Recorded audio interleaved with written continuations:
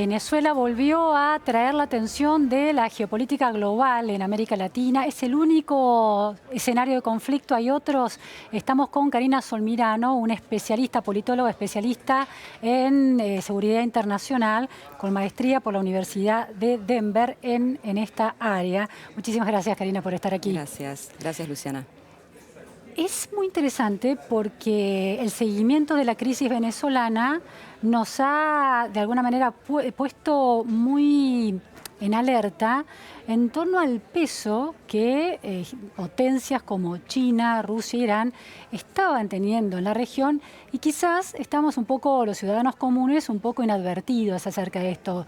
En términos tradicionales, sabemos del peso de Estados Unidos, que nos ha considerado América Latina el patio trasero, pero no estábamos tan atentos a este entretejido mucho más complejo.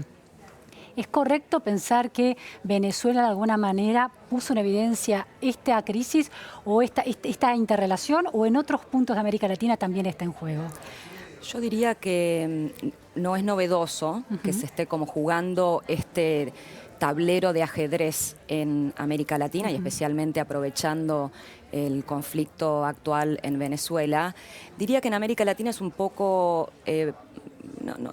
No creo que haya otro punto de conflicto tan claro como es el de Venezuela, donde tenés a potencias que además se disputan espacios de poder en otras áreas del mundo, que están de alguna manera teniendo voz en un conflicto muy puntual como el de Venezuela. En su momento quizás uno pudo haber pensado que quizás Rusia tenía algún tipo de interés en la crisis que pasa en Nicaragua, que es una crisis, viste, que se habla como muy poco, porque claro, Venezuela ha desplazado cualquier otro potencial conflicto que pueda tener hoy Latinoamérica, está completamente opacado por lo que pasa en Venezuela, ¿no? Esa crisis humanitaria y ese éxodo. Claro, o el problema de los migrantes que van hacia la frontera norte de Estados Unidos, digamos, hay como un montón de puntos más chiquitos donde uno podría hablar de conflicto. ¿Qué pasa en Nicaragua, por ejemplo? En Nicaragua puntualmente lo que hay hoy es el principio quizás de una crisis política muy seria entre el gobierno de Daniel Ortega, que como sabrás es un personaje que ya viene de la época de la guerra civil, con la población básicamente. Hay grupos opositores que se están enfrentando cotidianamente con la policía, han habido arrestos de periodistas, de estudiantes, incluso de trabajadores humanitarios que por ahí están en una situación como de muchísima más neutralidad y que aún así no pueden acceder a las personas, ¿verdad? Pero en ese caso, ¿hay un juego de potencias también en el territorio o es un conflicto doméstico? Yo creo que todavía es doméstico, pero yo lo seguí, es un conflicto que yo seguiría un poquito de cerca para ver, por ejemplo, Rusia si tiene algún tipo de injerencia en el futuro. Lo que pasa es que, de nuevo, en Venezuela también los intereses materiales son un poquito más concretos, ¿no? Petróleo. Petróleo, en su momento, no sé si recordás, Venezuela salió de shopping, como nos gusta decir a los que estudiamos temas de seguridad, y básicamente se rearmó a costa de comprarle cualquier cantidad de armamento a Venezuela. A Rusia. A Rusia, y ese es parte del dinero que hoy todavía se debe. Claro. ¿Sí? El otro día, creo que antes de ayer, si no me equivoco, entrevistamos telefónicamente a Víctor Mijares, que es un politólogo venezolano, especialista en relaciones internacionales de Venezuela, que da clases en la Universidad de los Andes en Colombia.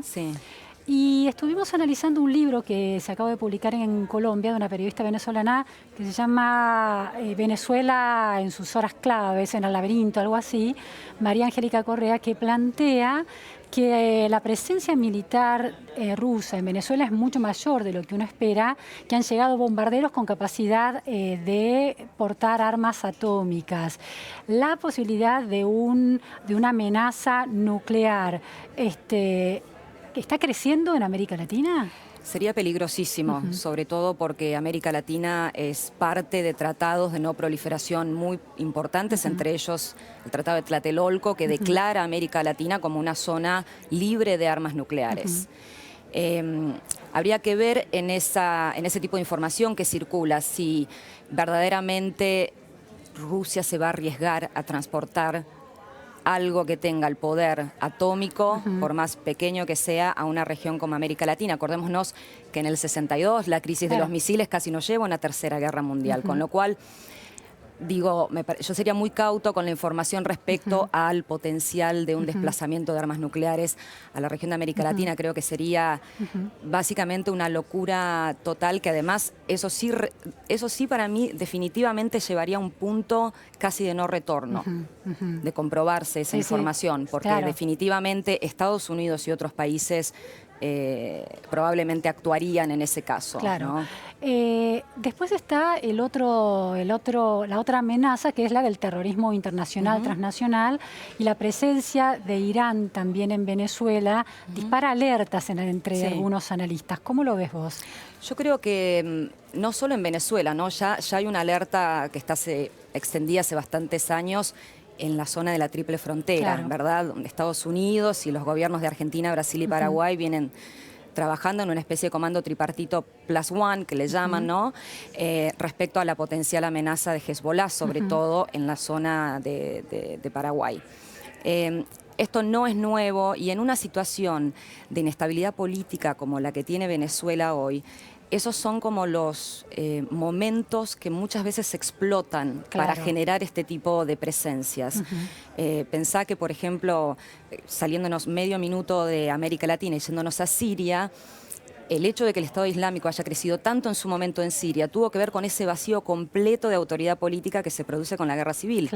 Entonces, en estos momentos de inestabilidad en Venezuela, donde tenés a dos partes enfrentadas, a pesar de que no hay un conflicto inherente en este momento, pero el potencial de escalar a un conflicto militar, yo no descartaría que a través de las fronteras, que además son muy porosas en nuestra región, pueda existir presencia de células de Hezbollah en Venezuela.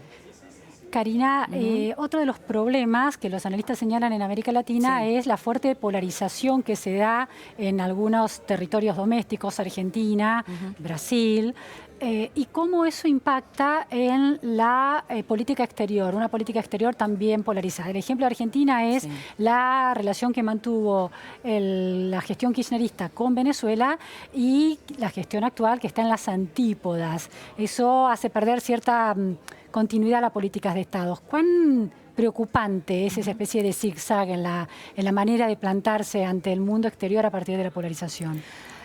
Lo que pasa es que yo creo que en realidad todos los países van cambiando sus políticas exteriores, porque las políticas exteriores en definitiva también están muy atadas a la ideología, si querés llamarlo de alguna manera, de las administraciones que van sucediéndose. Hay muy pocos ejemplos de políticas de Estado a largo plazo a nivel de políticas exteriores. Siempre se ha dicho que, por ejemplo... ¿En la región o en el resto del mundo? No, en el resto del mundo, pero por ejemplo acá en la región siempre se ha dicho que, por ejemplo, Itamaraty, que es la Cancillería brasilera, siempre ha sido como, siempre ha tenido, ¿no?, como una cosa más coherente, como mucho más lineal en su política exterior. Nosotros hemos tenido momentos como de confrontación con Estados Unidos, momentos de aislamiento de Estados Unidos, momentos de no diálogo directamente, pero casi neutral, y ahora un enfoque mucho más pragmático, ¿no?, de acercamiento a Estados Unidos, que no solo es hacia Estados Unidos, porque también nos acercamos a China, ¿no?, y a otros países y a otros poderes mundiales. Pero no sé si es consecuencia de las polarizaciones internas. Creo que tiene que ver con que cada presidente, en definitiva, luego delinea con sus equipos técnicos su propia cosmovisión, te diría, de política exterior. Va a haber elecciones en Argentina, hay unas altas posibilidades en esta polarización local de que el kirchnerismo vuelva al poder, ¿no? Es una posibilidad, entre otras. También está que este gobierno continúe. Que reelija, claro. Imaginemos que efectivamente la expresidenta es candidata y gana las elecciones. Algunas figuras relevantes del kirchnerismo son menos tajantes a la hora de condenar al régimen de Maduro. No necesariamente lo elogian, pero sí ponen algunos peros, algunos reparos. ¿Eso implicaría que Argentina entra dentro de un círculo de mayores chances de posibilidades de conflicto a partir de esta aparente presencia de terrorismo de Hezbollah en Venezuela?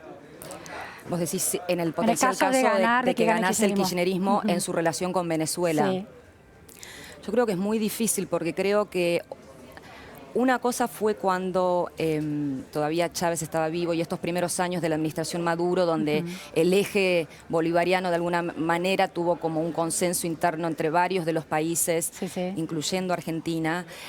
Yo creo que las condiciones, no sé, esperaría que de ganar el kirchnerismo tuvieran un poquito más de cautela en cómo se relacionan con el régimen de Maduro, si para entonces el régimen de Maduro todavía sigue en pie, ¿no? Porque, digamos, todos los días nos despertamos con una noticia nueva, pero de suponer un escenario en el que las cosas continúan como están en Venezuela y que además cambia el gobierno en la Argentina, yo esperaría que hubiera cautela, muchísima prudencia sobre todo, porque además pensá que nosotros con Irán también tenemos una historia compleja. Claro. Claro, sí.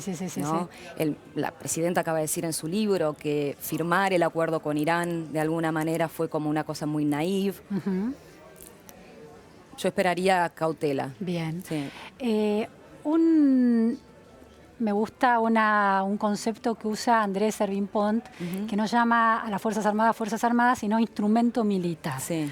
¿Cómo se piensa en instrumento militar hoy en América Latina después del desprestigio que las Fuerzas Armadas alcanzaron después de las dictaduras?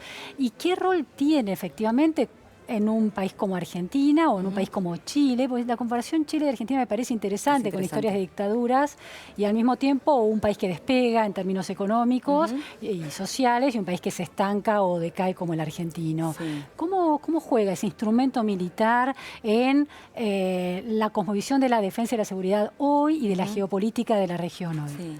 Yo creo que también uno puede empezar a analizar esos temas pensando en...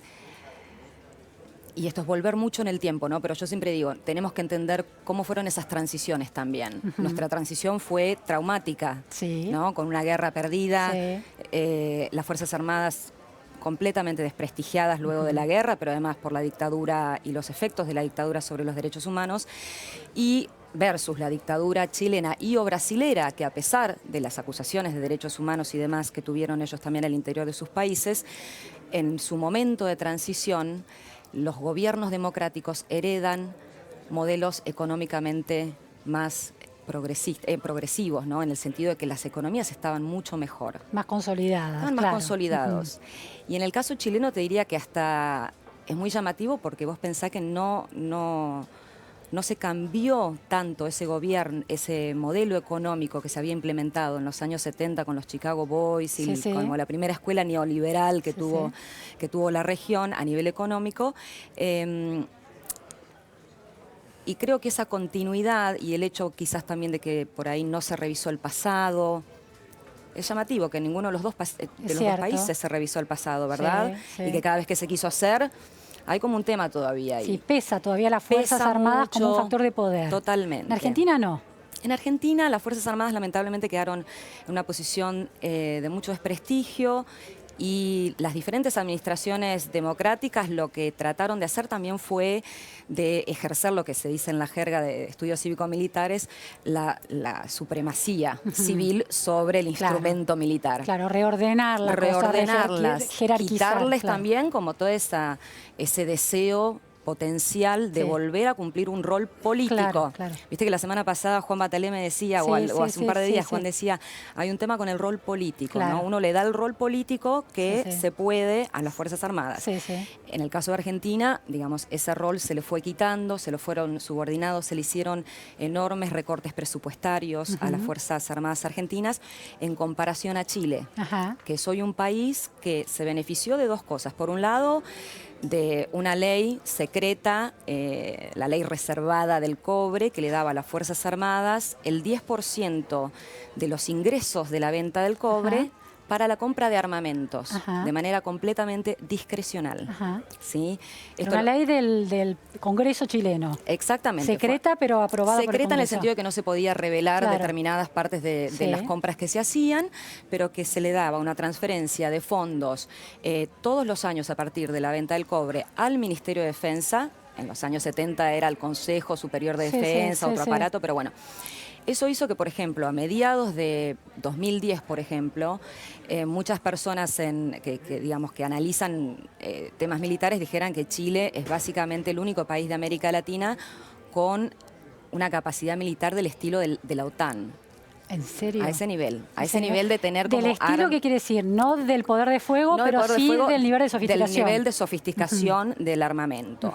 Y vos pensás que aparte, con el boom de las commodities que tuvimos nosotros durante los 2000, digamos, tanto los países con mucho petróleo como Venezuela, que salieron a comprarle a Rusia, como Chile, que salieron a comprar aviones, barcos de guerra, digamos, salieron, digamos, a hacer unas adquisiciones importantísimas que te crean, obviamente, un desequilibrio enorme. Eso es interesante. En términos de potencia. Claro, eso es interesante pensar, ¿no? Sí. Argentina desmantela sus Fuerzas Armadas como reacción a una dictadura sangrienta. Claro. Ahora, ¿qué costos acarrea eso en términos del balance de poder en la región?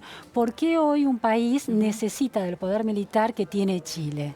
Bueno, muchas personas en realidad creen que Chile no necesita esas armas, o sea, no necesita a ese nivel de sofisticación, primordialmente porque Chile, Argentina, Brasil, digamos, ya no tenemos estos viejas hipótesis de conflicto territoriales donde iríamos a la guerra en cuestión de segundos o planificándolo a lo largo de un año. Todas las cuestiones limítrofes se han solucionado. Digamos, además hay democracias que administran los problemas de otra manera. Totalmente, ¿no? Tenemos cláusulas democráticas incluso, ¿no? Que la cláusula democrática de la OEA. Digo, el potencial de un conflicto militar en nuestra zona entre países sudamericanos, yo te diría que hoy es nulo. Sin embargo, los países en definitiva se reservan la capacidad de tener el aparato militar disponible ante la eventualidad de un conflicto. Claro. Entonces, por ejemplo, Brasil, que es el otro gran socio comercial de Argentina, pero también estratégico, Brasil viene desarrollando un programa de submarinos nucleares, de submarinos convencionales y uno con propulsión nuclear que causó mucha controversia en su momento.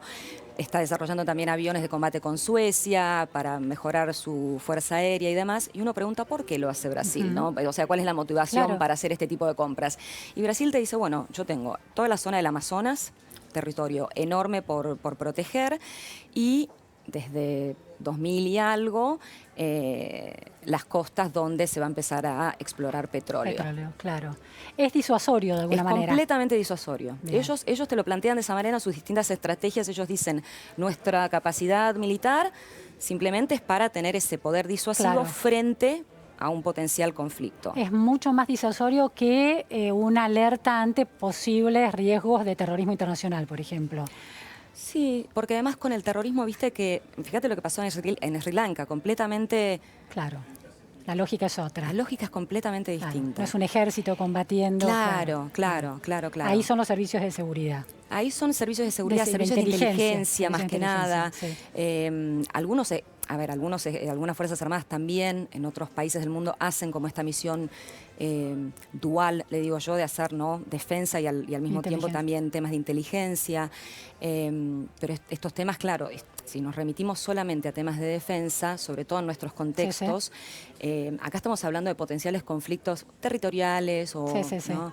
Qué sé yo, Argentina tiene temas en la Antártida, o sea, tenemos presencia en la Antártida, ¿no? Obviamente tenemos un reclamo por la soberanía de Malvinas. Todas esas cosas uno piensa, bueno, no queremos pensar en un potencial conflicto porque ya lo tuvimos en el 82. Claro, con resultados catastróficos. Con resultados bastante tristes, sobre todo, ¿no? Para nosotros, además como pueblo y demás. Pero sí, yo creo que son interesantes las comparaciones porque también... como lógicas distintas. Como lógicas distintas, es lo que lleva, sí.